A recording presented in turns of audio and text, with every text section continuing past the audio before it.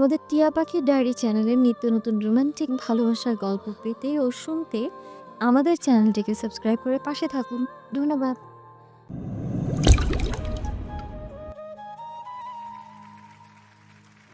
অন্ধকারে ঝাপসা আলোয় চেয়ারে হাত পা বাঁধা অবস্থায় শুভ্রকে দেখে রিধির কলিজাটা এক মুহূর্তের জন্য থমকে গেল। শুভ্রের সারা শরীরে চাবুক আর কাঠ লাঠির নিষ্ঠুর দাগ।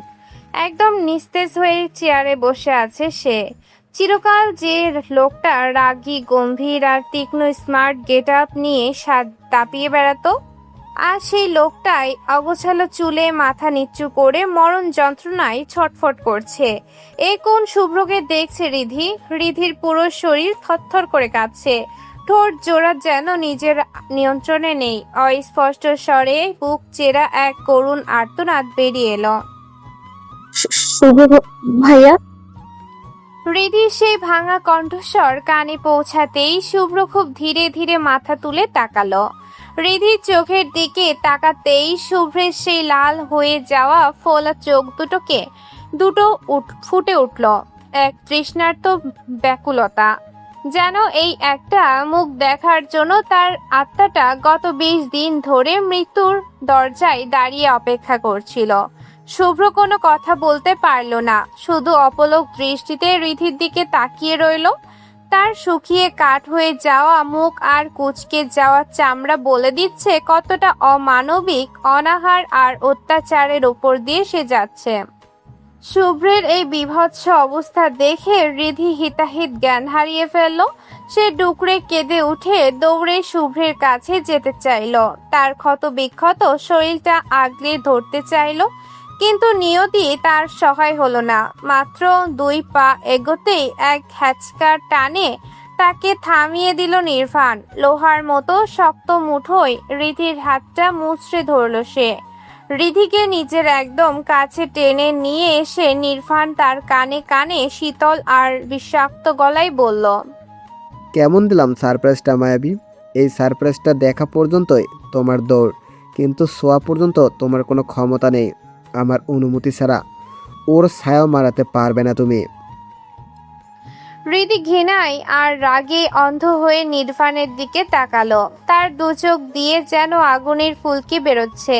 সে চিৎকার করে বলল, আপনি কি আদৌ কোনো মানুষ? একটা মানুষ কিভাবে পশুর মতো মারতে আপনার হাত কি একটুও কাঁপলো না? আপনার কি দয়া মায়া বলতে কিছু নেই? নির্বাণ রিধির চোখে চোখ রেখে খুব শান্ত কিন্তু নিষ্ঠুর গলায় বলল, দয়া মায়া দিয়ে দুনিয়া চলে না রিদি। কিছু জিনিসকে নিজের করে নিতে গেলে এমন একটু আটটু শাস্তি দিতেই হয়। এটা তো মাত্র শুরু। রিধি ডুকরে কেঁদে উঠে বলল, শাস্তি? শুভ ভাই এমন কি করেছে আপনার যে তাকে জানোয়ারের মতো এভাবে মেরেছেন আপনি? নির্বাণের ধৈর্যের বাঁধ যেন ভেঙে যাচ্ছে। সে রিধির হাতটা আরো জোরে চেপে ধরে বলল, দেখো রিদি, এক কথা শোনার বা বলার সময় আমার নেই। আমার একমাত্র লক্ষ্য তোমাকে বিয়ে করা, আর সেই লক্ষ্যে পৌঁছানোর জন্য আমি যে কোনো মূল্য দিতে পারি, যে কোনো পথ বেছে নিতে পারি। রিধি শিউরে উঠে অস্পষ্ট স্বরে বলল। কি বলতে চাইছেন আপনি? নির্বাণ এবার তার শিকারী দৃষ্টি সরিয়ে শুভ্রের দিকে তাকালো।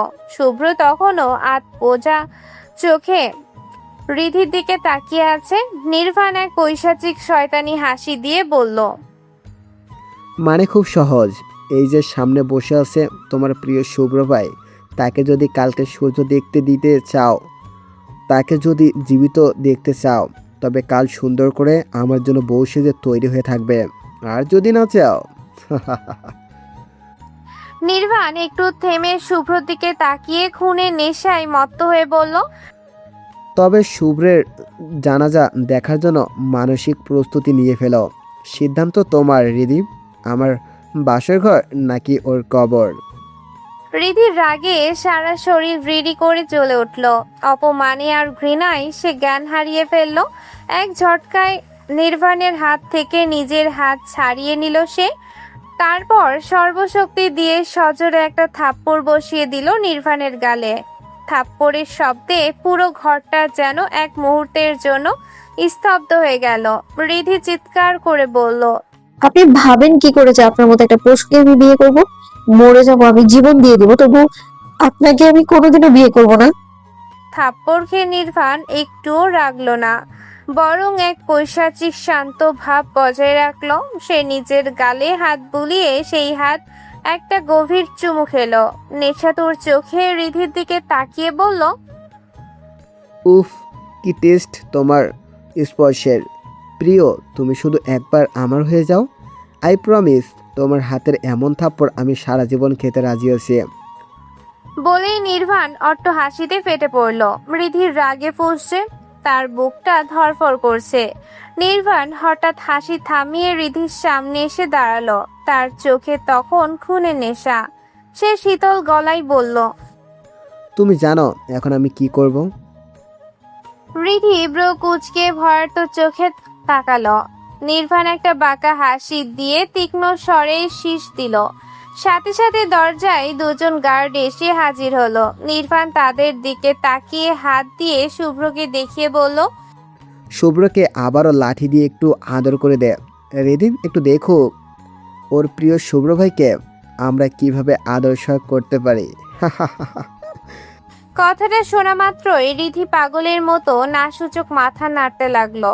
সে আর্তনাদ করেই শুভ্রের দিকে এগোতে চাইলো। অমনি নির্বাণ লোহার মতো শক্ত করে ওর হাত ধরে ফেললো। রিধি ছটফট করছে, কিন্তু নির্বাণের মুঠি থেকে বের হতে পারছে না। চোখের সামনেই গার্ডরা সোজা শুভ্রের সামনে গিয়ে দাঁড়ালো। শুভ্র সেই ক্ষত বিক্ষত শরীরের ওপর আবারও লাঠির অমানবিক আঘাত পড়তে শুরু করলো। শুভ্র ব্যথায় আর্তনাদ করে উঠল। যতই সে শক্তিশালী হোক, তার শরীরটাও তো রক্ত মাংসেরই তৈরি। কত মায়ের আর সহ্য করবে সে?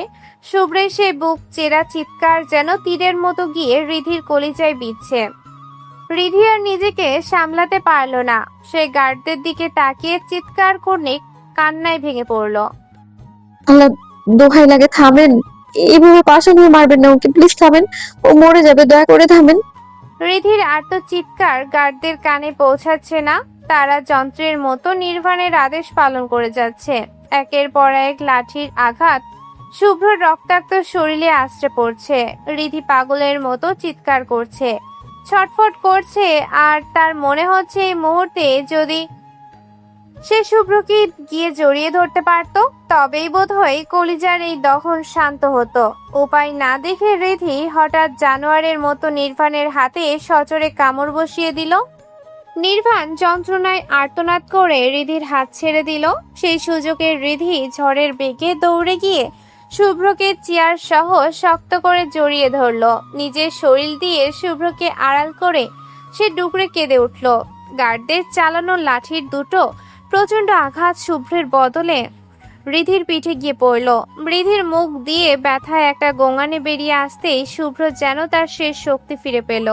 সে জানোয়ারের মতো গর্জন করে চিৎকার করে উঠল, আরে খানকির পোলা, থাম। আর একটা আঘাত যদি তোর গায়ে লাগে, তবে তোর কলিজা আমি জ্যান্ত টেনে ছেড়ে ফেলবো। শুভ্র সেই ভয়ঙ্কর আওয়াজে গার্ডরা মুহূর্তেই থমকে গেল। রিধি তখনও শুভ্রকে জড়িয়ে ধরে হাপুস নয়নে কাঁদছে। নির্বাণ নিজের কামড়ানো হাতের ক্ষত দেখে আর এই দৃশ্য দেখে হিংসায় জ্বলে উঠল। সে হিতাহিত জ্ঞান হারিয়ে এগিয়ে এসে শুভ্রের কাছ থেকে রিধিকে হ্যাচক্যাট টানিয়ে ছাড়ানোর চেষ্টা করতে করতে বলল, খুব ভালো ব্যবহার করেছিস। দেখে তুই আমার মাথার উপরে উঠতে চাস? আমার চোখের সামনে তুই অন্য ছেলেকে জড়িয়ে ধরিস? এত বড় সাহস তোর? রিধি এবার ভয় ডর সব বিসর্জন দিয়ে শুভ্রকে আরো শক্ত করে ঝাপটে ধরল। সে বুক ফাটা চিৎকারে পুরো ঘর কাঁপিয়ে বলল, অন্য পুরুষ না, ও আমার ভালোবাসার মানুষ। ভালোবাসি আমি ওকে, শুনেছেন আপনি? নাকি আরো 1000 বার বলতে হবে? যদি মারতেই হয় তবে আমাদের দুজনকে একসাথে মারেন, কিন্তু আমি এক চুলো ওকে ছাড়বো না। নির্বাণের চোখ দুটো তখন লাল হয়ে উঠেছে, যেন রক্ত পিপাসু কোনো পিশাচ ভর করেছে তার উপর। সে দাঁতে দাঁত চেপে রিধির দিকে তাকিয়ে বলল, রেদিন, আমাকে আর খারাপ হতে বাধ্য করো না। আমার ধৈর্য কিন্তু হারিয়ে যাচ্ছে। শুভ্র যন্ত্রণায় কাতর হয়েও নিজের দিকে তাকালো না। সে খুব ক্ষীণ আর দুর্বল গলায় নির্বাণের দিকে তাকিয়ে বলল, তোর যত ক্ষোভ আছে আমার উপর মেটা, যত কিছু আঘাত কর, কিন্তু হৃদির গায়ে যেন একটা আচরণ না লাগে। নির্বাণ একটা পৈশাচিক হাসি দিয়ে বলল, বাহ, দুজনের প্রেম দেখে সাগরের অথলে গিয়ে ঠেকেছে। তবে এই প্রেম আমি বেশিক্ষণ টিকতে দেব না। বলে নির্বাণ পকেট থেকে একটা ধারালো ছুরি বের করে শুভ্রের ঠিক পেছনে গিয়ে দাঁড়ালো। হৃদির কলিজা যেন শুকিয়ে এলো। নির্বাণ ছুরিটা শুভ্রের ঘাড়ের কাছে ধরে ঠান্ডা গলায় বলল, এখন যদি তুমি ওকে না ছাড়ো রিদিম, তবে এই ধারালো ছুরিটা সরাসরি ওর পিঠ দিয়ে ঢুকে বুক দিয়ে বেরিয়ে যাবে। সারো বলছি। হৃদি ভয়ার্ত চোখে সেই চকচকে ছুরির দিকে তাকিয়ে রইল। ঠিক তখনই শুভ্র হৃদির চোখের দিকে তাকিয়ে খুব শান্ত স্বরে বলল, হৃদি, আমার কথা শোন। আমি আমি আমার জীবনে বড় করছি না। তুই যদি সত্যি আমায় ভালোবেসে থাকিস তবে ছেড়ে দে আমায়। এইভাবে নিজের বিপদ ডেকে আনিস না। হৃদি তবুও একগুঁয়ে হয়ে শুভ্রকে আগলে রাখার চেষ্টা করছিল। নির্বাণ এবার ছুরিটা ধীরে ধীরে শুভ্রের চামড়ায় বিধিয়ে দিতে শুরু করলো। যখনই রক্ত ঝরার উপক্রম হলো, হৃদি পাগলের মতো চিৎকার করে উঠল। না না, খাবেন আপনি? আমি ছাড়ছি ওকে, দয়া করে কিছু করবেন না, আমি ছেড়ে দিচ্ছি। বলেই হৃদি শুভ্রকে ছেড়ে কাঁপতে কাঁপতে পিছিয়ে গেল। সাথে সাথে নির্বাণ ইশারা করতেই দুজন গার্ড এসে হৃদি দুই হাত লোহার মতো শক্ত করে চেপে ধরলো। হৃদি ছটফট করছে কিন্তু নড়ার ক্ষমতা নেই। নির্বাণ যেন এবার তার আসল ভয়ঙ্কর রূপটা দেখালো। সে মাটিতে পড়ে থাকা মোটা লাঠিটা তুলে নিল। হৃদির দিকে তাকিয়ে এক পৈশাচিক হাসি দিয়ে বলল, যতক্ষণ তুমি আমাকে বিয়ে করার কথা স্বীকার করছো না, ততক্ষণ আমার শরীরের সব রাগ ওর উপরে ঝাড়ব। দেখো আমি কতটা শয়তান হতে পারি। যেখানে খুন করা আমার কাছে হাতের খেলা, সেখানে এই লাঠি পেটা করা তো স্রেফ প্র্যাকটিস। বলেই নির্বাণ পূর্ণ শক্তিতে লাঠি উঁচিয়ে শুভ্রের পিঠে সজোরে আঘাত করলো। ঠাস শব্দে পুরো ঘরটা কেঁপে উঠল। শুভ্র যন্ত্রণায় নুয়ে পড়েছে। হৃদি আবারও পাগলের মতো চিৎকার করে উঠল। তার বুক ফেটে কান্না আসছে। নিজের চোখের সামনে শুভ্রের উপর এমন পাশবিক অত্যাচার সে আর সহ্য করতে পারছে না। প্রতিটা আঘাত যেন শুভ্রের গায়ে নয়, সরাসরি হৃদির কলিজায় গিয়ে লাগছে। সে চিৎকার করে বলে, প্লিজ এভাবে মারবেন না, থামুন, দয়া করুন, ও মরে যাবে, আল্লাহর দোহাই লাগে, থামুন। কিন্তু নির্বাণের হাতে থাকা লাঠিটা থামার কোনো লক্ষণ নেই। সে যেন এক উন্মুক্ত নেশায় মেতে উঠেছে। হৃদি বুঝতে পারলো সে এখন পুরোপুরি হেরে গেছে। শুভ্রকে এই মরণ যন্ত্রণা থেকে বাঁচাতে হলে তাকে নিজের জীবন উৎসর্গ করতেই হবে। সবটুকু শক্তি দিয়ে হৃদি চিৎকার করে উঠল, আমি রাজি, বিয়ে করবো আপনাকে, ছেড়ে দিন ওকে, আর মারবেন না। মুহূর্তে নির্বাণ থেমে গেল। লাঠিটা হাত থেকে সশব্দে মেঝেতে পড়ে গেল। শুভ্র তখন চেয়ারে একদম জ্ঞান হারানোর মতো নেতিয়ে পড়েছে। তার নিঃশ্বাস দ্রুত আর ক্ষীণ হয়ে আসছে। নির্বাণের ঠোঁটে ফুটে উঠল এক পৈশাচিক আর বিজয় হাসি। সে ধীর পায়ে হৃদির দিকে এগিয়ে এলো। হৃদির অশ্রুসিক্ত মুখের দিকে তাকিয়ে ব্যঙ্গাত্মক সুরে বলল, এই তো শোনো, লাইনে এসেছ। এই, হ্যাঁ, কথাটা আগে বললে কি হতো? অহেতুক তোমার শুভ্র ভাই এতটা আঘাত পেত না। সি, এই তোমার ভালোবাসা। নিজের জেদ ধরে রাখতে গিয়ে বেচারাকে আদমারা করে ছাড়লে। হৃদি কান্নায় ভেঙে পড়ে অনুরোধের সুরে নির্বাণকে বলল, আমি রাজি, বিয়ে করবো আপনাকে, প্লিজ শুভ ভাইকে ছেড়ে দিন, ওর শরীরের অবস্থা খুব খারাপ, এক্ষুনি ডক্টর দেখানো দরকার, ওকে দয়া করে বাড়ি পৌঁছে দেওয়ার ব্যবস্থা করুন। নির্বাণ এক নিষ্ঠুর বিজয়ী হাসি দিয়ে জবাব দিল, ইহু, তুমি আমাকে বিয়ে করার সম্মতি দিয়েছো বলে ওর জীবনটা আপাতত বেঁচে গেল ঠিকই, কিন্তু মুক্তি সে এখনো পায়নি। মুক্তি সে তখনই পাবে যখন সে আমার বোন নেহাকে বিয়ে করবে। রাত 1টা। নিস্তব্ধ ঘরে হৃদি একলা বসে চোখের জল ফেলছে। কিছুক্ষণ আগে গার্ড খাবারের প্লেট নিয়ে দিয়ে গেছে, কিন্তু সেই খাবারে হাত দেওয়ার শক্তিটুকুও তার নেই। যাকে গত 6টি বছর ধরে নিজের মনের গভীরতম কোণে লালন করেছে, যাকে নিয়ে প্রতিটি স্বপ্ন বুনেছে, সেই শুভ্র ভাই এখন নির্বাণের পৈশাচিক অত্যাচারে আত্মরা হয়ে আছে। আর কাল সকালে হৃদিকে অন্য কারোর বউ হতে হবে। চিরতরে হারিয়ে যাবে তার সবটুকু আশ্রয়। হৃদি আর সইতে পারল না। বালিশে মুখ গুজে শব্দ করে কেঁদে উঠল। তার অস্পষ্ট আর্তনাদ যেন দেয়ালগুলোতে ধাক্কা খেয়ে ফিরে এলো। শুভ ভাই, আমি আপনাকে অনেক ভালোবাসি, বিশ্বাস করুন। আমি আপনাকে ছাড়া থাকতে পারবো না। ভীষণ কষ্ট হচ্ছে আমার। রিধির ডুকরে ওঠা কান্নার মাঝে হঠাৎ একটা চিন্তা তীরের মতো তার বুকে বিঁধল শুভ্র ভাই। মানুষটা একটা দানা দানা পানি মুখে দেয়নি। একটু আগে যখন ও শুভ্রকে দেখছিল, ওর ফ্যাকাশে আর শুকিয়ে যাওয়া মুখটা মনে পড়তেই রিধির কলিজাটা যেন কেউ খামচে ধরলো। রিধি এক মুহূর্ত কি যেন ভাবলো, তারপর হেসকি তুলে চোখের পানি মুছে সিনা টান করে দাঁড়ালো। তাকে এখন লড়তেই হবে। সে দরজার কাছে গিয়ে খুব সন্তর্পণে ফাঁক দিয়ে উকি দিল। দেখলো একটা গার্ড বাইরে ভারী বুটের শব্দ তুলে পায়চারি করছে। রিধির মাথায় চট করে একটা বুদ্ধি খেলে গেল। সে পাশে রাখা ভারী মাটির ফুলের টপটা তুলে নিল, তারপর পুরো শক্তি দিয়ে সেটা মেঝেতে আছাড় মারলো। ঝনঝন শব্দে টপটা চুরমার হওয়ার সাথে সাথেই রিধি ব্যথায় কুকিয়ে ওঠার এক নিখুঁত অভিনয় করলো। আহ, মরে গেলাম। সে আর্তনাদ শুনে গার্ডরা হন্তদন্ত হয়ে দরজা খুলে ভেতরে ঢুকতেই রিধি এক হিংস্র বাঘিনীর মতো ওর ওপর ঝাঁপিয়ে পড়ল।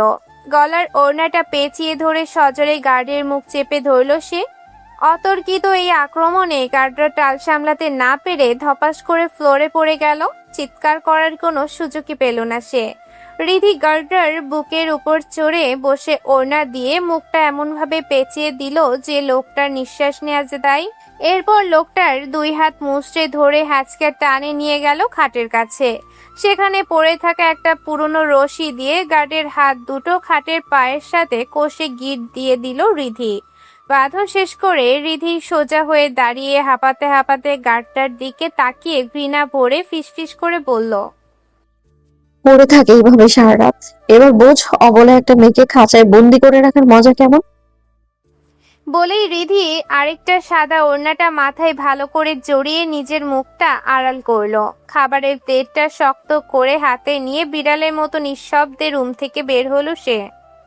করিডোর দিয়ে ভয় বুক দুরু দুরু অবস্থায় হাঁটতে হাঁটতে শুভ্রকে রাখা সে অন্ধকার ঘরটার সামনে আসতেই রিধি অন্য একটা গার্ডের মুখোমুখি হয়ে গেল। গার্ডটাকে দেখা মাত্রই রিধির আত্মা কেঁপে উঠল। লোকটা কুচকানো চোখে রিধির দিকে তাকিয়ে আছে, যেন এক্ষুনি গর্জে উঠবে। মুহূর্তের মধ্যে রিধি এক কোনো উপায় না দেখে খাবারের প্লেটটা একপাশে রেখে গার্ডের পা দুটো জড়িয়ে রাখলো। কান্নায় ভেঙে পড়ে একদম কলিজা নিংড়ানো আকুতি জানিয়ে বলল, মামু, আপনি তো আমার বাবার সমান। মামা তো বাবার মতোই হয়, তাহলে আমি তো আপনার মেয়ের মতো, তাই না? দোহাই আপনার, কাউকে ডাকবেন না। আমাকে শুধু একটা বার শুভ ভাইয়ের কাছে যেতে দিন। আমি শুধু ওকে এই খাবারটুকু খাইয়ে দিয়ে চলে আসবো, প্রমিস করছি। কেউ কিচ্ছু টের পাবে না। জানেন তো, লোকটা এক ঢোক পানিও খায়নি। একটা মানুষ না খেয়ে কতক্ষণ বাঁচে মামু? ওরও তো একটা জীবন আছে। আপনি তো মানুষ, খিদের জ্বালা তো আপনিও বোঝেন। তাহলে প্লিজ পাষাণের মতো আমার এই শেষ আশাটা ভেঙে দেবেন না। রিধির কথা শুনে গার্ডরা থতমত খেয়ে গেল। সে তড়িঘড়ি করে রিধির হাত ধরে তাকে টেনে তুলে দাঁড় করিয়ে দিল। রিধির চোখে মুখে তখনও রাজ্যের বিস্ময়। গার্ডরা চারপাশটা একবার ভালো করে দেখে নিয়ে নিচু গলায় বলল, আরে আরে, করছো কি? পা ধরছো কেন? আমি তো জানতামই যে তুমি কোনো না কোনোভাবে ঠিকই আসবে। বলে লোকটা তার পকেট থেকে কয়েকটা ওষুধের প্যাকেট বের করে রিধির হাতে গুজে দিল। রিধি ফ্যালফ্যাল করে তাকিয়ে রইল। গার্ডরা ফিসফিস করে বলল, এই নাও, এখানে ব্যথার আর জ্বরের ওষুধ আছে। খাবার খাওয়ানোর পরেই ওষুধগুলো স্যারকে খাইয়ে দিও, তাহলে শরীরটা একটু টান টান পাবে। রিধি যেন নিজের কানকে বিশ্বাস করতে পারছিল না। ঘোর লাগা চোখে সে গার্ডটার দিকে তাকিয়ে রইল। লোকটা রিধির মনের অবস্থা বুঝতে পেরে চোখের ইশারায় একটু হাসলো, তারপর বলল, অবাক হচ্ছো? হওয়ারই কথা, কিন্তু এখন এইসব অবাক হওয়ার বা কিছু বলার সময় নেই। তুমি জলদি ভেতরে দাও, আমি এখানে পাহারা দিচ্ছি। আর হ্যাঁ, তোমার সব প্রশ্নের উত্তর সময় হলে ঠিকই পেয়ে যাবে। এখন আর এক সেকেন্ডও দেরি করো না, তাড়াতাড়ি দাও, নাহলে বস এবার ঘুম থেকে উঠে পড়লে সব শেষ হয়ে যাবে। রিধি আর কথা বাড়ালো না। মুহূর্তের মধ্যেই খাবারের প্লেটটা হাতে নিয়ে বিড়ালের মতো চুপি চুপি সে অন্ধকার স্যাঁতস্যাঁতে ঘরটাতে ঢুকে পড়ল। ভেতরে পা রাখতেই রিধির কলিজাটা যেন মোচড় দিয়ে উঠল। সামনেই সে পুরনো চেয়ারটাতে শুভ্র বসে আছে, তার চোখ দুটো বোজা, শরীরটা তেরসা হয়ে একদিকে হেলে পড়েছে। সারা শরীরের ওপর নির্বাণের সেই পাশবিক নির্যাতনের চিহ্ন, প্রতিটা জায়গা লাল হয়ে ফুলে উঠেছে, নীলচে হয়ে আছে কালশিটে। রিধির চোখের বাঁধ যেন ভেঙে গেল। ঝাপসা দৃষ্টিতে শুভ্র সে বিধ্বস্ত শরীরের দিকে তাকিয়ে সে খুব ক্ষীণ আর কাঁপা কাঁপা গলায় ডাক দিল। শুভ ভাই। শুভ্র খুব ধীরে ধীরে নিস্তেজ মাথাটা তুলে রিধির দিকে তাকালো। রিধিকে দেখা মাত্রই তার চোখের চাহনি শক্ত হয়ে এলো। যন্ত্রণায় নীল হয়ে থাকা ঠোঁট দুটো কসলিয়ে সে খুব রুক্ষ গলায় বলল, চলে যায় এখান থেকে। আমার এখন কারোর সাথে কথা বলতে ইচ্ছে করছে না। রিধি কোনো পাল্টা জবাব দিল না। সে ভালো করেই জানে এই বলকটা আসলে অনেক ঘাড়ত্যাড়া। তাই এখন তর্ক করে লাভ নেই। সে নিঃশব্দে শুভ্রর সামনে ফ্লোরে হাঁটু গেড়ে বসলো। প্লেট থেকে ভাত মাখিয়ে পরম মমতায় এক গ্রাস শুভ্রের মুখের সামনে ধরল। শুভ্র পাথরের মতো কয়েক সেকেন্ড রিধির চোখের দিকে তাকিয়ে রইল। রিধি শান্ত স্বরে বলল, নিন, হা করুন। শুভ্রর ভেতরের রাগটা যেন রিধির ওই শান্ত চোখের সামনে মুহূর্তেই জল হয়ে গেল। সে আর দ্বিমত করলো না, বাধ্য ছেলের মতো হাঁ করলো। রিধি খুব যত্ন করে শুভ্রকে খাইয়ে দিতে লাগলো। শুভ্র চুপচাপ খাচ্ছে, আর প্রতিটা গ্রাস মুখে নেওয়ার সময় রিধি বুঝতে পারল মানুষটা কতটা ক্ষুধার্ত ছিল।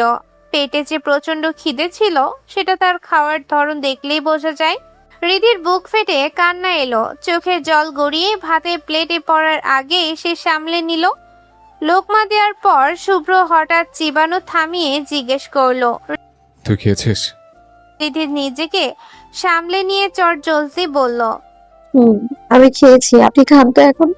শুভ্র এক মুহূর্ত রিধির চোখের দিকে তাকিয়ে থেকে গম্ভীর গলায় বলল, একটা থাপ্পড় দেব। আমার সামনে দাঁড়িয়ে মিথ্যা বলিস? এখন আমি আর এক লোকমাও খাবো না যতক্ষণ তুই আমার সামনে থাকবি। রিধি কিছু একটা সাফাই দিতে চাইলো, কিন্তু শুভ্র তাকে থামিয়ে দিয়ে কঠিন স্বরে বলল, আমি কোনো বাহানা শুনতে চাই না, চুপচাপ খা। রিধি বুঝতে পারলো শুভ্র জেদের কাছে সে নস্যি। সে ধরা গলায় বলল, ওকে, আমিও খাচ্ছি, কিন্তু আপনাকেও খেতে হবে। এই বলে রিধি একই প্লেট থেকে নিজেও খেতে থাকলো আর শুভ্রকেও খাইয়ে দিতে থাকলো। রিধি মনে মনে অবাক হলো, সে যে খায়নি, শুভ্র সেটা বুঝলো কি করে? মানুষটা কি তবে তার মনের ভাষা, চোখের ভাষা সব পড়তে পারে? এক প্লেটে দুজনের এই নিভৃত আহার যেন চারপাশের নৃশংসতাকে কয়েক মুহূর্তের জন্য আড়াল করে দিল। খাওয়া শেষ করে রিধি খুব যত্ন করে নিজের ওড়নার আঁচল দিয়ে শুভ্রর ঠোঁটে লেগে থাকা উচ্ছিষ্ট মুছে দিল। তারপর সে গাড়ি দিয়া ব্যথা নাশক আর জ্বরের ওষুধগুলো খাইয়ে দিল। সব শেষে রিধি একটা দীর্ঘশ্বাস ফেলে জিজ্ঞেস করলো, আচ্ছা শুভ ভাই, আপনি কেন নেহাকে বিয়ে করতে রাজি হচ্ছেন না? নেহা আপু দেখতে তো অনেক সুন্দর, স্মার্ট অনেক। শুভ্রর গলার স্বরে এক অদ্ভুত শীতলতা ভর করলো। সে শুকনো গলায় কাঠ খোট্টা ভাবে বলল, সে কৈফিয়ত তোকে কেন দেব? অনেক হয়েছে, এখন যাই এখান থেকে। রিধির আর নিজের আবেগ ধরে রাখতে পারল না। তার বুক ফেটে কান্না এলো। ধরা গলায় ডুকরে উঠে সে বলল, আমি কোনো কৈফিয়ত শুনতে আসিনি শুভ ভাই, কিন্তু আপনার এই কষ্ট আমি আর সহ্য করতে পারছি না। আপনাকে এভাবে মার খেতে দেখে আমি ভেতর থেকে শেষ হয়ে যাচ্ছি, বিশ্বাস করুন, আমি আর পারছি না। শুভ্র কোনো উত্তর দিল না। সে পাথরের মূর্তির মতো স্থির হয়ে বসে রইল, যেন রিধির কান্নার শব্দ তার কানে পৌঁছাচ্ছে না। রিধি মরিয়া হয়ে আবার বলল, বিয়ে করে নিন না নেহা আপুকে। শুভ্র তবুও নির্বাক। তার এই নিথর নীরবতা রিধিকে আরো বেশি অস্থির করে তুলল। রিধি আবারও শুভ্রর কাঁধ ধরে ঝাঁকিয়ে বলল, কথা বলছেন না কেন? একবার তো বলুন, বলেন যে নেহাকে আপনি বিয়ে করবেন। রিধির এই বারবার জোড়াজড়িতে শুভ্র এবার তার দিকে তাকালো। তার চোখের দৃষ্টিতে তখন গভীর এক হাহাকার আর অব্যক্ত অভিমান। সে সরাসরি রিধির চোখে চোখ রেখে খুব ধীরে অথচ গম্ভীর স্বরে বলল। আমি যদি নেহাকে বিয়ে করি তবে তুই কি খুশি? সহ্য করতে পারবি? শুভ্রর এই প্রশ্নে রিধি যেন পাথরের মতো জমে গেল। তার ঠোঁট দুটো কেঁপে উঠল, বুকের ভেতরটা যেন বিষাক্ত কোনো ক্ষতকে ভরে গেল। শুভ্রকে অন্য কোনো নারীর পাশে দেখার কল্পনা করাও তার কাছে দম আটকে মরার মতো যন্ত্রণাদায়ক। প্রতিটা নিঃশ্বাস নিতে তার কষ্ট হচ্ছে, কিন্তু এই মুহূর্তে শুভ্রের এই রক্তাক্ত চেহারা, ওই ফোলা কালশিটের দাগগুলো সে আর নিতে পারছে না। তাকে পারতে হবে, শুধু শুভ্রর জীবনের জন্য হলেও তাকে এই মিথ্যেটা বলতে হবে। রিধি নিজের নখ দিয়ে হাতের তালু কামড়ে ধরল, তারপর মহাযুদ্ধ করে কাঁপা কাঁপা গলায় কোনো মতে বলল। হ্যাঁ, সহ্য করতে পারবো। এই একটা শব্দ বলতে গিয়ে রিধির মনে হলো তার আত্মাটা শরীর থেকে বেরিয়ে যাচ্ছে। শুভ্র এক মুহূর্ত দেরি করলো না। সে তীক্ষ্ণ দৃষ্টিতে রিধির চোখের ভেতরে পড়ার চেষ্টা করে আবার প্রশ্ন করলো। সত্যি সহ্য করতে পারবি? আমাকে অন্য কারো পাশে দেখতে তোর কষ্ট হবে না তো? রিধির কলিজাটা মোচড় দিয়ে উঠল। শুভ্র কেন তাকে বারবার এই মরণ প্রশ্নে বিদ্ধ করেছে? সে দাঁতে দাঁত চেপে কান্না আটকে কোনো মতে গলার স্বর স্বাভাবিক করে বলল। পারবো, কষ্ট হবে না। শুভ্রর চোখে মুখে এক অদ্ভুত কাঠিন্য ফুটে উঠল। সে আবার জিজ্ঞেস করলো। কাঁদবি না তো? যখন দেখবি আমি অন্য কাউকে বউ করার জন্য কবুল বলছি বা অন্য কারোর হাত ধরছি, তখন কাঁদবি না তো? রিধি এবার চোখের জল আর আটকে রাখতে পারল না, কিন্তু মুখে অস্পষ্ট স্বরে বলল। না। রিধির এই না বলা শেষ হতে না হতেই শুভ্রর একদম এক গুয়ের মতো জেদ ধরে বলে উঠল। কাঁদবি না তো? যখন দেখবি আমি অন্য কাউকে বউ করার জন্য কবুল বলছি বা অন্য কারোর হাত ধরছি, তখন কাঁদবি না তো? তাহলে তো আমি আরও বিয়ে করবো না। রিধি অবাক হয়ে অশ্রুসিক্ত চোখে শুভ্রর দিকে তাকালো। তার সারা শরীর কাঁপছে। সে অস্পষ্ট স্বরে জিজ্ঞেস করলো। কেন বিয়ে করবেন না কেন? শুভ্রর মুখটা অভিমানে আর যন্ত্রণায় কালো হয়ে গেল। সে অবজ্ঞা ভরে মুখটা অন্যদিকে ঘুরিয়ে নিল, তারপর খুব ক্লান্ত আর নিষ্প্রিয় গলায় বলল। রিদি, আমার এখন একদম কথা বলতে ইচ্ছে করছে না, তুই এখন যা এখান থেকে। রিধির বুক ফেটে কান্না এলো। শুভ্রর এই নির্লিপ্ততা আর নিজের অসহায়ত্ব মিলিয়ে সে আর ধৈর্য ধরে রাখতে পারল না। ডুকরে কেঁদে উঠে সে বলল। আপনার কষ্ট আমার একদমই সহ্য হচ্ছে না শুভ ভাই। আমি আর পারছি না আপনাকে এইভাবে শেষ হতে দেখার। যে আমার মরে যেতে ইচ্ছে করছে, সত্যি মরে যেতে ইচ্ছে করছে আমার। মরে যেতে ইচ্ছে করছে, এই কথাটা শোনার সাথে সাথে শুভ্রর ভেতরে যেন আগুন জ্বলে উঠল। সে এক ঝটকায় মাথা তুলে গর্জে উঠল। হাত দুটো খোলা থাকলেই কোণে কোণে 10টা থাপ্পড় পড়তো তোর গালে। সাহস কি করে হয় তোর এমন অলক্ষণে কথা বলার? নেক্সট টাইম যদি আর একবার এই মরার কথা মুখে আনিস, তবে তোর জিভ টেনে ছিঁড়ে ফেলবো আমি। শুভ্রর এই শাসানি রিধির মনে এক অদ্ভুত আশার আলো জ্বালিয়ে দিল। সে চোখের পানি মুছতে মুছতে ভেজা গলায় জিজ্ঞেস করলো। আমি বলে আপনার কি? আপনার তাতে কি যায় আসে? শুভ্র সাথে সাথে কোনো উত্তর দিল না। সে আবার মাথা নিচু করে ফেলল, যেন নিজের ভেতরের আগ্নেয়গিরিটাকে ধানামা চাপা দেওয়ার চেষ্টা করছে। রিধি এবার সরাসরি হানা দিল শুভ্রর মনের গহীনে। সে ব্যাকুল হয়ে জিজ্ঞেস করলো। ভালোবাসেন আমাকে? শুভ্র এক মুহূর্ত দেরি করলো না, পাথরের মতো শক্ত গলায় জবাব দিল। না। রিধি যেন তৈরি ছিল এই উত্তরের জন্য। সে আবার পাল্টা প্রশ্ন ছুড়ে দিল।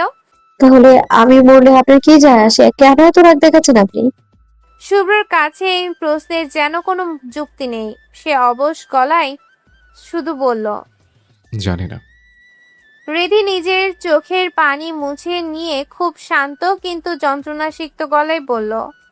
কাল আমার বিয়ে শুভ ভাই, কাল আমি অন্য কারো হয়ে যাব। শুভ্র চেহারায় কোনো পরিবর্তন হলো না। সে নিষ্পৃহভাবে বলল। তো রিধি অবাক হয়ে তার দিকে তাকিয়ে রইল। মানুষটা কি আসলেই এত পাষাণ? সে ভাঙা গলায় আবার জিজ্ঞেস করলো। আপনি কি খুশি আমি অন্য কারো বউ হয়ে যাচ্ছি? তাতে আপনি খুশি তো? শুভ্র এবারও সে একই উত্তর দিল। তাও জানি না।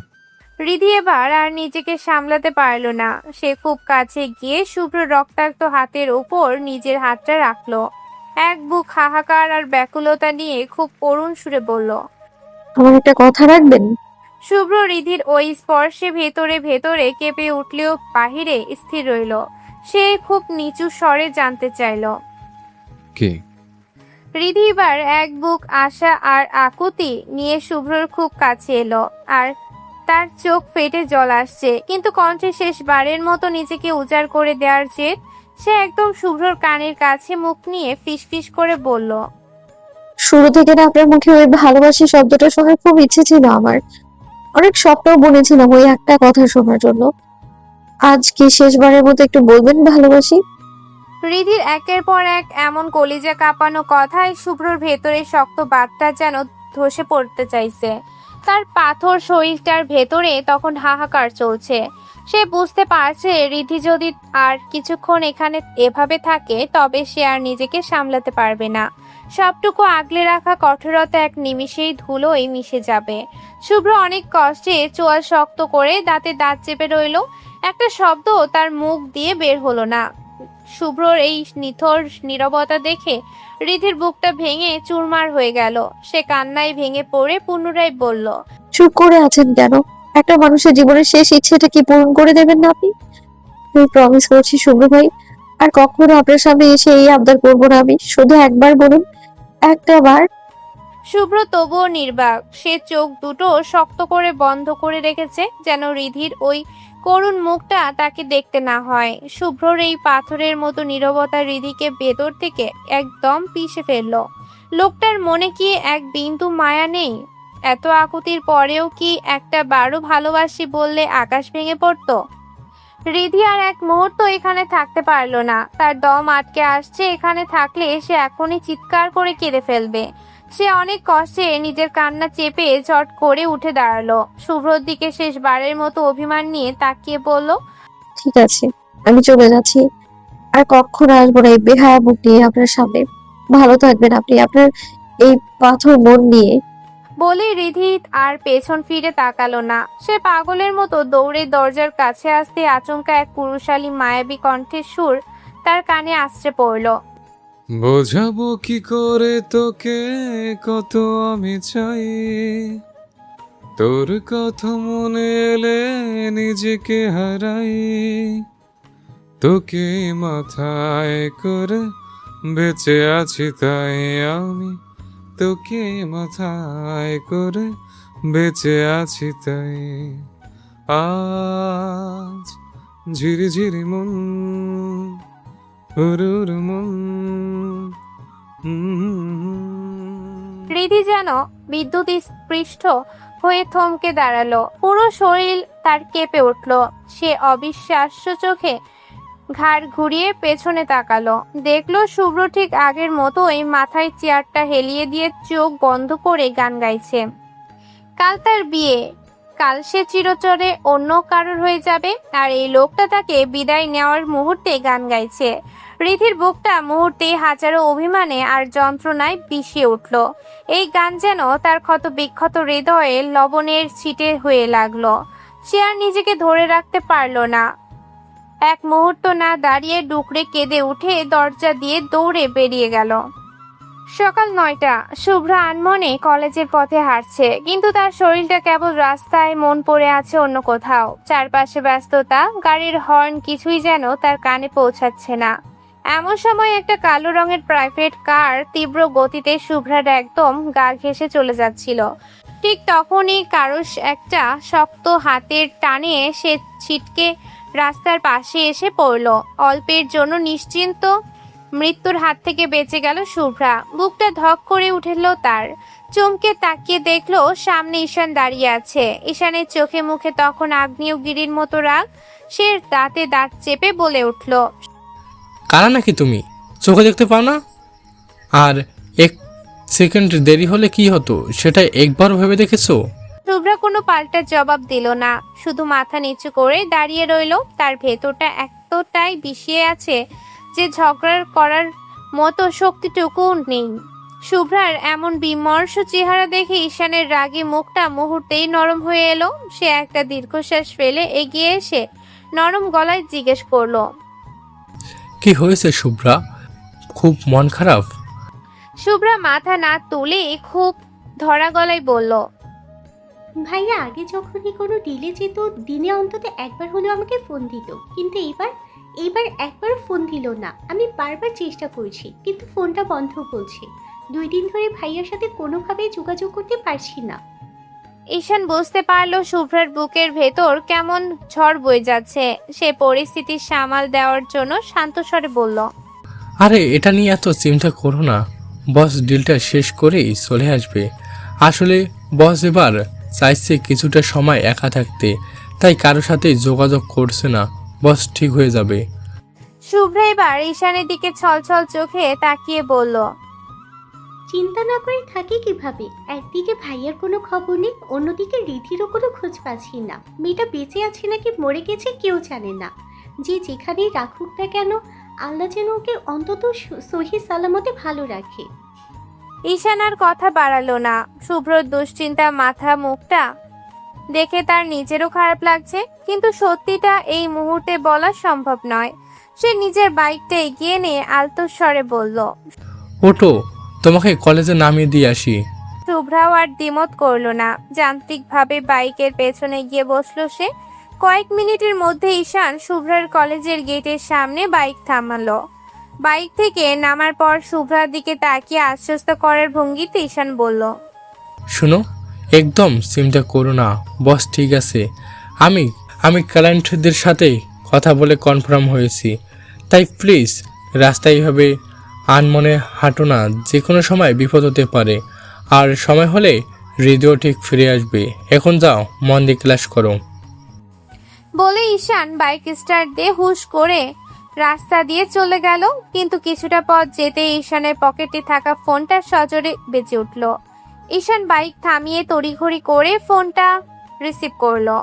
ওপাশ থেকে কিছু একটা শোনার সাথে সাথে ঈশানের চোখে মুখে এক পৈশাচিক আনন্দ আর বিজয়ী হাসি ফুটে উঠল। ফোনটা পকেটে রেখে সে বিড়বিড় করে নিজের মনেই বলল, বস আপনি সত্যি অসাধারণ, মানতেই হবে। আপনার মাথায় বুদ্ধি আছে অনেক।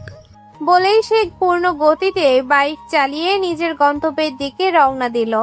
আসলে পর্দার আড়ালের কাহিনীটা হলো শুভ্র যে এখন নির্বাণের ডেরায় বন্দী হয়ে নরক যন্ত্রণা ভোগ করছে, সেটা ঈশান শুরু থেকেই জানে। কিন্তু বাড়ির লোক জানলে হুলুস পড়ে যাবে বলে ঈশান কৌশলে শুভ্রর বাবা সোহান চৌধুরী আর সাহেরা চৌধুরীকে বুঝিয়ে রেখেছে যে শুভ্র একটা অত্যন্ত জরুরি ডিলে দেশের বাইরে গেছে। হাতে একদম সময় ছিল না বলে কাউকে জানিয়ে যেতে পারেনি। আর ডিল শেষে সে কিছুটা সময় একা থাকতে চায়, তাই যেন কেউ তাকে ফোন দিয়ে বিরক্ত না করে। লাল টকটকে বেনারসি শাড়ি, গায়ে ভারী গয়না আর চুলে তাজা গোলাপের সুগন্ধ সব মিলিয়ে অপূর্ব এক রাজকন্যের মতো বউ সেজে বসে আছে রিধি। কিন্তু রিধির কাছে আজ এই দামি বেনারসিটাকে বিয়ের শাড়ি মনে হচ্ছে না, মনে হচ্ছে এক টুকরো সাদা কাফনের কাপড়, যা দিয়ে কিছুক্ষণ পরই তাকে জ্যান্ত কবর দেওয়া হবে। রিধির চোখ থেকে অঝরে অশ্রু ঝরছে, চোখের লোনা জলে কাজল লেপটে একাকার হয়ে গেছে, কিন্তু সেদিকে তার বিন্দু মাত্র খেয়াল নেই। সে শুধু পাথরের মতো মাথা নিচু করে নিজের নিঃশব্দ হাহাকারগুলো ঝরিয়ে দিচ্ছে। কতটা যে ভালোবাসে সে শুভ্রকে, যাকে নিয়ে হাজারো স্বপ্ন বুনেছে, যার জন্য বউ সাজবে বলে কতদিন রাত স্বপ্ন দেখেছে। আজ সেই শুভ্র নামক মানুষটাকে সে চিরতরে হারিয়ে ফেলেছে। আজ তার এই সাজ, এই রূপ সবই অন্য কারোর জন্য। হৃদির ভেতরটা দুমড়ে মুচড়ে যাচ্ছে। প্রতিটা নিঃশ্বাসে মনে হচ্ছে কেউ যেন বিষ ঢেলে দিচ্ছে। ইচ্ছে করছে এখনই সব শেষ করে দিয়ে মরে যেতে। রিধি আর নিজেকে ধরে রাখতে পারল না। হাতের মুঠোয় বেনারসির ঘোমটার কোনাটা খামচে ধরে ডুকরে কেঁদে উঠল সে। তার অস্পষ্ট আর্তনাদ যেন দেয়ালগুলোতে ধাক্কা খেয়ে ফিরে আসছে। শুভ ভাই, আমার খুব কষ্ট হচ্ছে। আমি আপনাকে যে কতখানি ভালোবাসি তা যদি আপনি আজ একবার বুঝতেন। এই বিয়েটা হয়ে গেলে আমি হয়তো আর বাঁচতে পারবো না, আমি শেষ হয়ে যাবো শুভ ভাই, আমি মরে যাবো। বাইরে ড্রয়িং রুমে শেরওয়ানি পরে একদম বর বেশে বসে আছে নির্বাণ। তার ঠোঁটের কোণে এক পৈশাচিক বিজয়ী হাসি। আজ তার দীর্ঘ অপেক্ষার প্রহর শেষ হতে যাচ্ছে। আজ সে তার প্রিয় মায়াবীকে চিরতরে নিজের করে নিতে চাচ্ছে। বিয়েটা যাতে সকাল সকাল মিটে যায় সেজন্য নির্বাণ আগে ভাগে সব ব্যবস্থা করে রেখেছে। কাজী সাহেব, দুজন গার্ড আর নির্বাণের বোন নেহা রিধির রুমে ঢুকলো। রিধি তখনও মূর্তির মতো চুপচাপ বসে আছে। তাদের ভেতরে ঢোকার শব্দ শুনেও রিধি তখন কোনো রিয়াকশন দেখালো না, যেন তার ভেতরে প্রাণ নেই। সে স্রেফ একটা সাজানো পুতুল। কাজী সাহেব রিধির সামনে বসে রেজিস্টার খাতাটা এগিয়ে দিলেন, তারপর একটা কলম তার চোখের সামনে ধরে খুব নিচু স্বরে বললেন। কিন্তু রিধি এক চুলও নড়ল না। তার সারা শরীর যেন পাথরে পরিণত হয়েছে। রিধির এই নীরবতা দেখে নেহা বিরক্ত হয়ে বলে উঠল, দেখো রিদি, এখন আর ঢং করো না তো, চুপচাপ সাইন করো। তোমার কপাল ভালো যে আমার ভাইয়ের মতো একজনের বউ হতে যাচ্ছ, নইলে তোমার মতো আনকালচার্ড একটা মেয়ে আমার ভাবি হবে, এটা তো ইম্পসিবল ছিল। রিধি তবুও নির্বাক। নেহার বিষাক্ত কথাগুলো যেন তার কান পর্যন্ত পৌঁছালোই না। সে কেবল এক দৃষ্টিতে মেঝের দিকে তাকিয়ে রইল। নেহা এবার হিতাহিত জ্ঞান হারিয়ে রিধির হাতের কবজিটা সজোরে চেপে ধরল। জোর করে আঙ্গুলের ফাঁকে কলমটা গুজে দিয়ে দাঁতে দাঁত চেপে বলল, সাইন কর রিদি, বেশি বাড়াবাড়ি করলে কিন্তু ফল খুব খারাপ হবে। আমার ধৈর্যের পরীক্ষা নিস না। রিধি আর পারল না। তার ভেতরে জমে থাকা সবটুকু কান্না আগ্নেয়গিরির মতো ফেটে বের হলো। সে ঝাপসা চোখে নেহার দিকে তাকিয়ে আর্তনাদ করে উঠল, নেহা আপু, তুমি তো ভালোবাসার মর্ম বোঝো। তুমি তো জানো কাউকে মনে ঠাঁই দিলে আর কাউকে সেখানে বসানো যায় না। তাহলে যাকে আমি মনে প্রাণে ভালোবাসি তাকে ছাড়া অন্য কারো নামের পাশে আমি সই কি করে করি? নেহা আপু, আমি শুভ্র ভাইকে অনেক ভালোবাসি, বিশ্বাস করো। আমি এই কাগজে সই করতে পারবো না, আমার হাত সরছে না। শুভ্রকে ভালোবাসি। রিধির মুখ থেকে এই স্বীকারোক্তি শোনা মাত্র নেহার মনে হলো কেউ তার কানে ফুটন্ত সীসা ঢেলে দিল। ঈর্ষায় তার মুখটা বিকৃত হয়ে উঠল।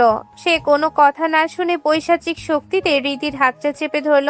রিধি বাধা দেওয়ার চেষ্টা করলো, হাত সরিয়ে নিতে চাইলো, কিন্তু নেহার উন্মুক্ত শক্তির কাছে সে পেরে উঠল না। এক প্রকার ধস্তাধস্তি করেই নেহার রিধির কাঁপা কাঁপা হাত দিয়ে রেজিস্টার খাতার পাতায় সই করিয়ে নিল। সইটা শেষ হতেই রিধি দুই হাতে মুখ ঢেকে ভেঙে পড়ল। তার মনে হলো এই কলমের আঁচড় তার জীবনের শেষ আশাটুকু কেড়ে নিল। নেহা তখন রিধির দিকে ঝুঁকে এসে হিম শীতল গলায় বলল, ব্যাস, এখন থেকে তুই আইনগত আমার ভাইয়ের সম্পত্তি। এখন থেকেই তোর মুখে শুধু আমার ভাইয়ের নামই থাকবে। খবরদার রিদি, শুভ্র শুধু আমার। নেক্সট টাইম যদি ওর নাম তোর মুখে শুনি তবে তার ফল হবে ভয়াবহ। বলে নেহা কাজী সাহেবের দিকে ফিরে তর্জনী উঁচিয়ে আদেশ দিল, বাকি কাজটুকু তাড়াতাড়ি শেষ করুন। কাজী সাহেব চশমাটা ঠিক করে নিয়ে গম্ভীর গলায় বললেন, দেনমোহর ধার্য করা হয়েছে 5,25,01,000 টাকা। এর মধ্যে নগদ আদায়। ঠিক সেই মুহূর্তে নেহার ফোনে একটা কল আসলো। নেহা বিরক্তি ভরে তাকিয়ে বারান্দার দিকে চলে গেল। রিধি এখন পাথরের মতো বসে আছে। তার কানে কোনো কথাই ঢুকছে না। সে শুধু ভাবছে আজ থেকে সে অন্য কারোর হয়ে যাচ্ছে। তার সমস্ত অনুভূতি যেন ভোঁতা হয়ে গেছে। কাজী সাহেব রেজিস্টার খাতাটা সামনে টেনে নিয়ে প্রায় ফিসফিস করে নিচু স্বরে বললেন, 5,25,01,000 টাকা দেনমোহর ধার্য করিয়া জনাব সোহান চৌধুরী সাহেবের সুপুত্র সাইফান শুভ্র চৌধুরীর সহিত আপনার বিবাহ সম্পূর্ণ করার প্রস্তাব রাখতেছি। আপনি কি এই বিবাহে রাজি আছেন? মা, বলেন কবুল। রিধি তখন এক ঘোরের মধ্যে। তার কানে বাজছে শুধু শুভ্রর সেই গান আর শেষবার বলা কঠোর কথাগুলো। আশেপাশে সে কি বলছে, বরের নাম কি বলছে, কিচ্ছু তার মাথায় ঢুকছে না। সে শুধু জানে তাকে এই কাজটা করতে হবে শুভ্রকে বাঁচানোর জন্য। চোখ থেকে অঝরে পানি পড়ছে, দৃষ্টি ঝাপসা। সে বরের নামটা শোনার বা বোঝার বিন্দুমাত্র চেষ্টা না করে বিড়বিড় করে বলে উঠল, কবুল। পরপর 3 বার জ্যান্ত লাশের মতো শব্দটা উচ্চারণ করলো রিধি। সে জানলই না এই একটা শব্দে সে কার সাথে নিজের জীবনটা বেঁধে ফেললো। কাজী সাহেব রিধির রুম থেকে বেরিয়ে ড্রয়িং রুমে এসে বসলেন। চারপাশে একটা থমথমে নীরবতা, কিন্তু নির্বাণের চোখে মুখে তখন রাজত্ব পাওয়ার নেশা। কাজী সাহেব নিয়ম অনুযায়ী নির্বাণের সই নেওয়ার আগেই তাড়াহুড়ো করে বিয়ে পড়ানো শুরু করলেন। সম্ভবত নির্বাণের দাপট আর উত্তেজনার কাছে কাজী সাহেবও কিছুটা তটস্থ হয়ে পড়েছিলেন। কাজী সাহেব রেজিস্ট্রার খাতাটা নির্বাণের সামনে মেলে ধরে গম্ভীর গলায় বললেন, 5,25,00,000 দেনমোহর ধার্য করিয়া তাসনিন হৃদিকার সহিত আপনার বিবাহ সম্পূর্ণ করার প্রস্তাব রাখতেছি। আপনি কি রাজি আছেন? বলুন কবুল। নির্বাণ তখন খুশিতে আত্মহারা। তার কয়েক বছরের প্রতীক্ষা আজ শেষ হতে চলেছে। মায়াবী আজ থেকে তার ব্যক্তিগত সম্পত্তি হবে। নির্বাণ অত্যন্ত উত্তেজিত হয়ে বিজয়ী হাসি ঠোঁটে নিয়ে কবুল শব্দটা বলার জন্য সেই না মুখটা ফাঁক করলো, ঠিক তখনই অদূরে দাঁড়িয়ে থাকা একদম বজ্রকণ্ঠে চারপাশ কাঁপিয়ে কেউ একজন বলে উঠল, কবুল কবুল কবুল। ড্রয়িং রুমে যেন একটা জীবন্ত আগ্নেয়গিরি ফেটে পড়ল। বরের মুখ থেকে কবুল বেরানোর আগে অন্য কারোর বজ্রকণ্ঠের সেই 3 বার ঘোষণা পুরো পরিবেশটাকে বরফ করে দিয়েছে। নির্বাণ রাগে হিতাহিত জ্ঞান হারিয়ে পেছনে ঘুরে এক রাশ বিশ্রী গালি দিতে গিয়েও মাঝপথে থেমে গেল। তার চোখের মনি স্থির হয়ে গেছে, ঠোঁট দুটো কাঁপছে অবিশ্বাসে। সামনে আর কেউ নয়, স্বয়ং সাইফান শুভ্র চৌধুরী দাঁড়িয়ে আছে। সারা শরীরে নির্মম নির্যাতনের ক্ষত, শার্টের হাতা ছেঁড়া, কপালে শুকিয়ে যাওয়া রক্তের দাগ, কিন্তু চোখের মনি দুটো যেন জ্বলন্ত অঙ্গার। সেই দৃষ্টিতে এখন আর অসহায়ত্ব নেই, আছে এক হিংস্র অভিজাত্য। শুভ্রকে এভাবে মুক্ত অবস্থায় নিজের সামনে দেখে নির্বাণের রক্ত মাথায় চড়ে গেল। সে জানোয়ারের মতো চিৎকার করে এগিয়ে এসে শুভ্র চোয়াল লক্ষ্য করে সজোরে একটা ঘুষি বসিয়ে দিল। শুভ্র টাল সামলাতে না পেরে কিছুটা ছিটকে গেল। ঠোঁটের কোণ ফেটে নোনা রক্ত গড়িয়ে পড়ল চিবুক বেয়ে। নির্বাণ বাঘের মতো গর্জে উঠে চিল্লিয়ে বলল, তো সাহস কি করে হয় রে শুয়োরের বাচ্চা আমার অধিকারের জায়গায় কবুল বলার? তোকে তো আজ আমি জ্যান্ত কবর দেব কুত্তার বাচ্চা। বলে নির্বাণ আবার ঝাঁপিয়ে পড়তে চাইল শুভ্রর ওপর, কিন্তু এবার দৃশ্যপট বদলে গেল।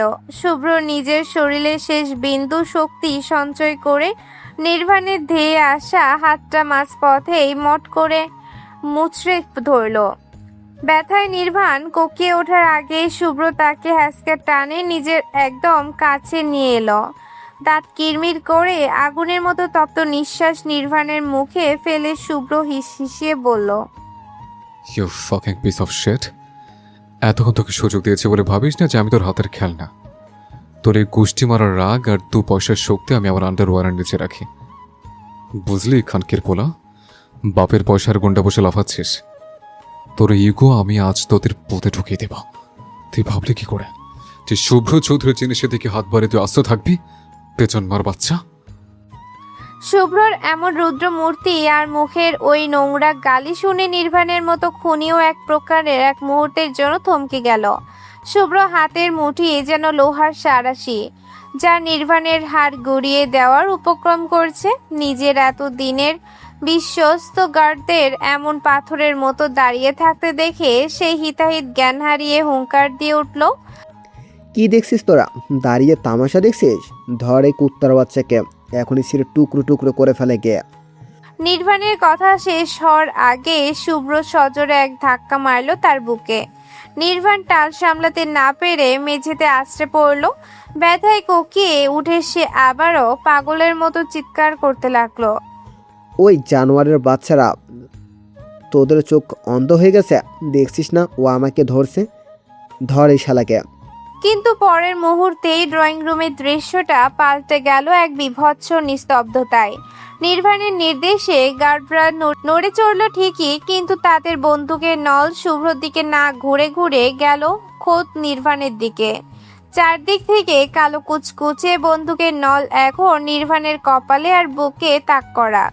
নিজের কেনা কুত্তাদের নিজের দিকে এভাবে ফনা তুলে দাঁড়িয়ে থাকতে দেখে নির্বাণের কলিজা শুকিয়ে গেল। সে অবিশ্বাসে তোতলামি করে চিৎকার করে উঠল। কি কি করছিস তোরা? মাথা খারাপ হয়ে গেছে? আমি তোদের বস, আমাকে গুলি তাক করেছিস? বিশ্বাসঘাতক সুরের বাচ্চারা, তোদের আমি জ্যান্ত কবর দেব। শুভ্র মেঝের রক্ত মাখা থুতু একপাশে ফেলে খুব তাচ্ছিলের সাথে নিজের কান দুটো আঙ্গুল দিয়ে চেপে ধরল, যেন নির্বাণের চিল্লানি তার কানে বিষ ঢালছে। সে শান্ত পায়ে নির্বাণের সামনে গিয়ে নিচু হয়ে বসল। তারপর দাঁত বের করে এক পৈশাচিক হাসি হেসে বলল, আহ, একটু আস্তে ছিল না রে ফক ফেস। গলাটা নিচে নামিয়ে কথা বল। তোর এই পোষা কুত্তার আমার অনেক আগে পোষা বেরোল হয়ে গেছে। তুই ভাবলি কি করে যে তোর মতো একটা থার্ড ক্লাস ইডিয়টকে পাহারা দেওয়ার জন্য আমি আমার লোক পাঠাবো না? এতদিন তুই যে জালে আমায় কাটকে রেখেছিলি, আসলে সেই জালের সুতোটা শুরু থেকে আমার হাতে ছিল। তুই নিজের পাতা ফাঁদেই নিচে ধরা খেয়েছিস, শালা লুজার। শুভ্রর কথাগুলো নির্বাণের মাথায় ঢুকছিল না। সে মূর্তির মতো থমকে গিয়ে অবিশ্বাসের দৃষ্টিতে শুভ্রর দিকে তাকিয়ে রইল। তার সেই দাপট, সেই অহংকার যেন এক নিমিষে কর্পূরের মতো উবে গেছে। শুভ্র নির্বাণের এই অবস্থা দেখে বাঁকা হাসল। তারপর পৈশাচিক শান্ত গলায় বলল, কি রে বাল, কিছু বুঝতে পারছিস না? জাস্ট চিল, আমি তোকে সব গুছিয়ে বোঝাচ্ছি। শুভ্র চোখের একটা ইশারা দিতেই একজন গার্ড ঝড়ের গতিতে বাইরে চলে গেল। কয়েক সেকেন্ডের এক হাড় কাঁপানো নিস্তব্ধতা। ঠিক তখনই ড্রয়িং রুমের দরজা ভেঙে যেন এক বিশাল বাহিনী ভেতরে ঢুকলো। বুটের শব্দে মেঝে কেঁপে উঠল। 20 জন সশস্ত্র পুলিশ অফিসার, 12 জন এলিট ফোর্সের গার্ড, আর তাদের সামনে বুক চিতিয়ে ঢুকলো ঈশান। ঈশান ঘরে ঢুকেই শুভ্র রক্তাক্ত আর ক্ষত বিক্ষত শরীরের দিকে তাকিয়ে আটকে উঠল। সে রুদ্ধশ্বাসে বলল, বস, আপনি ঠিক আছেন? আপনার শরীর তো পুরো শেষ করে দিয়েছে কুত্তার বাচ্চারা। শুভ্র শান্তভাবে শুধু একবার চোখ বুজে বোঝালো সে ঠিক আছে। এদিকে নির্বাণের চোখের মণি তখন চড়ক গাছ। এতগুলো পুলিশ, তাও খোদ শুভ্রর সামনে জিভ বের করা কুকুরের মতো আজ্ঞাবহ হয়ে দাঁড়িয়ে আছে। এই শুভ্র আসলে কে? যদি তার এতই ক্ষমতা, তবে কেন সে এতক্ষণ মার খেলো? কেন সে নির্বাণের পায়ের নিচে পড়েছিল? নির্বাণের এই হাজারো প্রশ্ন আর ধোঁয়াশার মাঝে ঈশান একটা মোটা ফাইল বের করলো। ঠিক সেই মুহূর্তেই শহরের সবচেয়ে বড় ম্যাজিস্ট্রেট অফিসার এসে শুভ্রর ঠিক পাশে হাত রেখে বেঁধে দাঁড়ালেন। ঈশান ফাইলটা নির্বাণের কুৎসিত মুখের সামনে মেলে ধরে চড়া গলায় তার আসল পরিচয় উগরে দিতে লাগলো। আরমান খান নির্বাণ, ছোটবেলা থেকেই যার রক্তে খুনাখুনি আর মারামারি, ক্ষমতার লোভে সে হয়ে উঠেছিল এই শহরের এক অগতিক মাফিয়া। গুনে গুনে 42টা খুন আছে এই জানোয়ারদের নামে। সেই খুনের বিচার থেকে বাঁচতে লন্ডনে পালিয়ে গিয়েও শান্তি হয়নি ওর। সেখানেও সে 19 জন মানুষকে নৃশংসভাবে মেরেছে। আর আজ তোর এই সব পাপের অকাট্য প্রাণ এই ফাইলে জলজল করছে, কুত্তার বাচ্চা। কথাগুলো শোনা মাত্র নির্বাণের কলিজা শুকিয়ে কাঠ হয়ে গেল। কপাল বেয়ে দরদর করে ঘাম ঝরতে লাগলো। যে অন্ধকার অতীত সে মাটির নিচে পুঁতে এসেছিল, শুভ্র সেটা খুঁড়ে বের করলো কিভাবে? ঠিক সেই মুহূর্তে নেহা রুমে ঢুকলো। নিজের প্রতাপশালী ভাইকে এভাবে পুলিশ আর বন্দুকের নলের মুখে হাঁটু গেড়ে বসে থাকতে দেখে তার পায়ের নিচে থেকে মাটি সরে গেল। সে অবিশ্বাসে নিজের মুখে হাত দিয়ে পাথর হয়ে দাঁড়িয়ে রইল। ঈশান এক অদ্ভুত শান্ত ভঙ্গিতে এগিয়ে এলো। মেঝের ওপর হাঁটু গেড়ে বসলো নির্বাণের ঠিক সামনে। নির্বাণের চোখে তখনও অবিশ্বাসের ঘোর।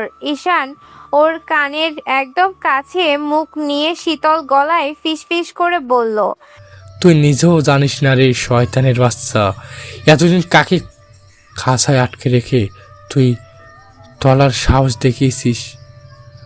সত্যিটা শুনবি, শুনলে তোর কলিজা ওখানে ফেটে বের হয়ে আসবে। নির্বাণ ফ্যাল ফ্যাল করে ঈশানের দিকে তাকিয়ে রইল। তার মায়ের কিছুতেই খেলছে না। এই সাধারণ এক ব্যবসায়ী শুভ্রর কাছে এত ক্ষমতা এলো কোথা থেকে? সে কিভাবে নির্বাণের লন্ডনের অন্ধকার অতীতে হারিয়ে খবর বের করলো? নির্বাণের এই হাজারো প্রশ্নের ঝড়ের মাঝেই ঈশান আবার ফিসফিসিয়ে বলল, নামটা শোনা কিংশুক মাত্রই নামটা কি নির্বাণের কখনো সারা শরীর শুনেছিলি? যেন বরফ হয়ে গেল। চোখের মণি দুটো কটর থেকে বেরিয়ে আসার উপক্রম। বুকের ভেতরটা সত্যি দপ করে উঠল তার। কিংশুক আন্ডারওয়ার্ল্ডের সেই রহস্যময় সম্রাট, যার নাম শুনলে বাঘা বাঘা মাফিয়াদের হাঁটু কাঁপে। নির্বাণের মতো সিচকে গুন্ডারা বহুবার চেয়েছে তার ছায়ার দেখা পেতে, তার সাথে হাত মেলাতে, কিন্তু কিংশুক তো সেই ধোয়া, যাকে ধরা যায় না, ছোঁয়া যায় না। তবে কি সামনে দাঁড়িয়ে থাকা এ রক্তাক্ত শুভ্রই সেই ক্রাশ? নির্বাণের মাথা ঝিমঝিম করতে লাগলো। পায়ের নিচ থেকে যেন পুরো পৃথিবীটাই সরে যাচ্ছে।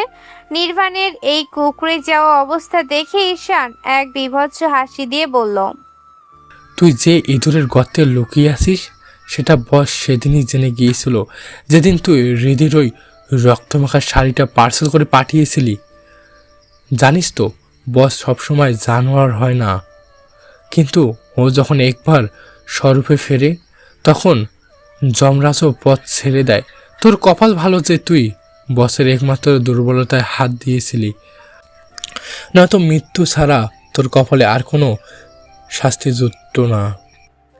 ঈশান একটু থেমে নির্বাণের কপালে নিজের আঙুল দিয়ে টোকা দিয়ে আবার বলল, আসলে বস জানতো ও যদি সরাসরি কিংশুক হয়ে তোর সামনে আসতো তবে তুই হৃদিকে নিয়ে কোনো বড় চাল চালতি। তুই তো সাপের মতো বিষাক্ত, বসের দুর্বলতা নিয়ে ওকে হারানোর নোংরা খেলা খেলতি। তাই বস ইচ্ছে করেই তোর খাসায় ধরা দিয়েছে, যাতে তুই ওকে দুর্বল ভেবে নিশ্চিন্ত থাকিস। যাই হোক, অনেক জ্ঞান দিয়ে ফেললাম, এখন শান্তিতে জেলে যা আর সারা জীবন পশে পশে নিজের পাপের প্রায়শ্চিত্ত কর। নির্বাণ এখন এক জ্যান্ত লাশ। যে হৃদিকে পাওয়ার জন্য সে এত আয়োজন করেছিল, সেই হৃদির ভালোবাসার মানুষটাই যে তার জম হয়ে দাঁড়াবে সেটা সে দুঃস্বপ্নেও ভাবেনি। ম্যাজিস্ট্রেট অফিসার অত্যন্ত বিনয়ের সাথে শুভ্রর সামনে এসে দাঁড়ালেন। শুভ্র রক্তাক্ত শরীরের দিকে তাকিয়ে এক রাশ শ্রদ্ধা নিয়ে তিনি বললেন, মিস্টার সাইফন শুভ চৌধুরী, আপনাকে কি বলে ধন্যবাদ দেব আমি ভাষা পাচ্ছি না। আসলে এই ও বহুবার টেবিলে উঠেছে, কিন্তু প্রতিবারই টাকার জোরে সব ধামাচাপা পড়ে গিয়েছে। আমরা হাজার চেষ্টা করেও এই জাল ছিঁড়তে পারিনি, অথচ আপনি একজন ব্যবসায়ী হয়ে এ অসাধ্য সাধন করলেন। তাতে এখন মনে হচ্ছে ম্যাজিস্ট্রেট আমি না, আসলে চেয়ারটা আপনারই পাওয়া উচিত ছিল। শুভ্র কোনো উত্তর দিল না। তার পাথরের মতো নিথর চোখের দৃষ্টি তখন অন্য কোথাও। পুলিশ যখন নির্বাণকে হাত কড়া পরিয়ে টেনে তোলার চেষ্টা করছে, ঠিক তখনই নেহা চিৎকার করে উঠল। সে শুভ্রর দিকে আঙুল উঁচিয়ে হিসিয়ে বলল, বিয়ে পড়ানো শুরু করুন এখনই। শুভ্র, তুমি ভুলে যাচ্ছ যে ভাইয়া এখন হৃদির হাজবেন্ড। তুমি ওকে জেলে পাঠালে হৃদির কী অবস্থা হবে ভেবে দেখেছো? ও কি আর সমাজে মুখ দেখাতে পারবে? একটা মেয়ের জীবন এভাবে নষ্ট করার অধিকার তোমাকে কে দিয়েছে? নেহার এই করুণ আর বিষাক্ত যুক্তি শুনে ঈশান হো হো করে হেসে উঠল। হাসতে হাসতে নেহার একদম সামনে গিয়ে সে দাঁত বের করে বলল, সি ম্যাম, থুকু নেহা ম্যাম, আপনি তো দেখছি বড় সড়ো দুটো ভুল করে ফেলেছেন। এক, আপনি হয়তো উত্তেজনার চোটে কাবিননামায় কি লেখা ছিল সেটা পড়ার সময় পাননি। আর দুই, বিয়ের পড়ানোর ওই সক্ষম সময়ে আপনি নিজেই তো ঘরে ছিলেন না। কোন এক আনন নাম্বারে ফোন ব্যস্ত হয়ে বারান্দায় চলে গিয়েছিলেন, মনে পড়ছে কি? অবশ্য ফোনটা কিন্তু আমরাই দিয়েছিলাম। ঈশানের কথায় নেহার কপালে ভাঁজ পড়ল। সে অবিশ্বাস্যে ঈশানের দিকে তাকিয়ে রইল। ঈশান মজা পাওয়ার ভঙ্গিতে কাজী সাহেবের দিকে ফিরে বলল, কি গো মামু, নেহা ম্যামকে একটু ভালোবাসার ওই কিস্সাটা শুনান তো। সত্যিটা জানলে ওনার হার্ট অ্যাটাক হতে পারে। কাজী সাহেব কাপা কাপা হাতে কাবিননামার খাতাটা নেহার চোখের সামনে ধরলেন। গম্ভীর গলায় তিনি পাঠ করলেন,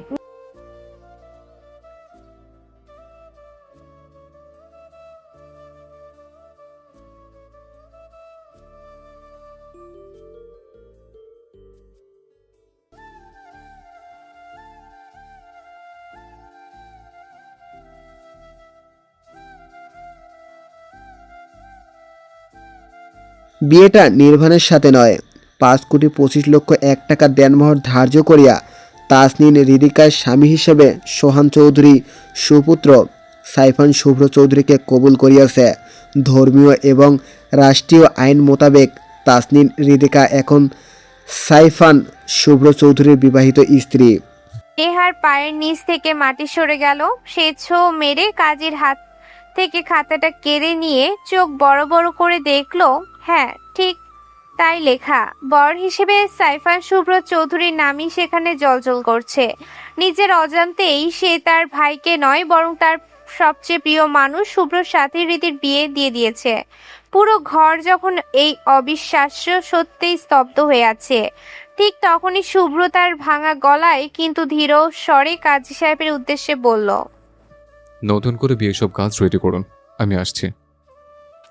বিছানার এক কোণে হাঁটু ভাঁজ করে জড়সড় হয়ে বসে আছে রিধি। অতিরিক্ত কান্নার ফলে চোখের জল যেন শুকিয়ে কাঠ হয়ে গেছে। চোখের চারপাশটা লাল হয়ে ফুলে আছে। তার সমস্ত সত্তা জুড়ে এখন কেবল শূন্যতা। আজ থেকে সে অন্য কারো স্ত্রী। এখন থেকে শুভ্র নামটা তার জন্য নিষিদ্ধ এক অধ্যায়। চাইলেও আর তাকে নিয়ে স্বপ্ন বোনা যাবে না, বলা যাবে না ভালোবাসি। এখন থেকে নির্ভর নামক ওই জানোয়ারটার সাথে তাকে সংসার করতে হবে। ভাবতে রিধির গা গুলিয়ে উঠছে। বিষাদ আর ঘৃণা তাকে কুড়ে কুড়ে খাচ্ছে। রিধির এই যন্ত্রণার মাঝেই হঠাৎ ক্যাস ক্যাস শব্দে দরজাটা খুলে গেল। রিধি চমকে দরজার দিকে তাকালো, দেখলো সেখানে শুভ্র দাঁড়িয়ে আছে। শরীরে মারের দাগ থাকলেও চোখ মুখ এখন একদম শান্ত। শুভ্রকে দেখা মাত্র রিধির ভেতরটা দুমড়ে মুচড়ে উঠল, কিন্তু পরক্ষণেই মনে পড়ল সে এখন অন্য কারো বিবাহিত স্ত্রী। সে দ্রুত উল্টো দিকে মুখ ঘুরিয়ে জানালার দিকে তাকালো। কান্না ভেজা অভিমানে ভরা গলায় সে চিৎকার করে বলে উঠল, চলে যান এখান থেকে, আপনার মুখটাও দেখতে চাই না আমি। এখন আপনি আমার কাছে কেবলই একজন পরপুরুষ। দয়া করে চলে যান, আর কখন আমার সামনে আসবেন না। আপনাকে এখন সহ্য হচ্ছে না আমার, কেন এসেছেন? একটা জ্যান্ত লাশ দেখতে? দেখে যান, হয়তো এই জ্যান্ত লাশ খুব তাড়াতাড়ি সত্যিকারের লাশে পরিণত হবে। আমার দোহাই লাগে, আপনি চলে যান। কথাগুলো তীরের মতো ছুঁড়ে দিলেও রিধির বুক ফেটে যাচ্ছিল। মানুষটাকে চোখের সামনে দেখেও ছোঁয়া যাবে না, এটা সহ্য করার ক্ষমতা তার নেই। শুভ্র কোনো কথা না বলে একটা দীর্ঘশ্বাস ফেলল।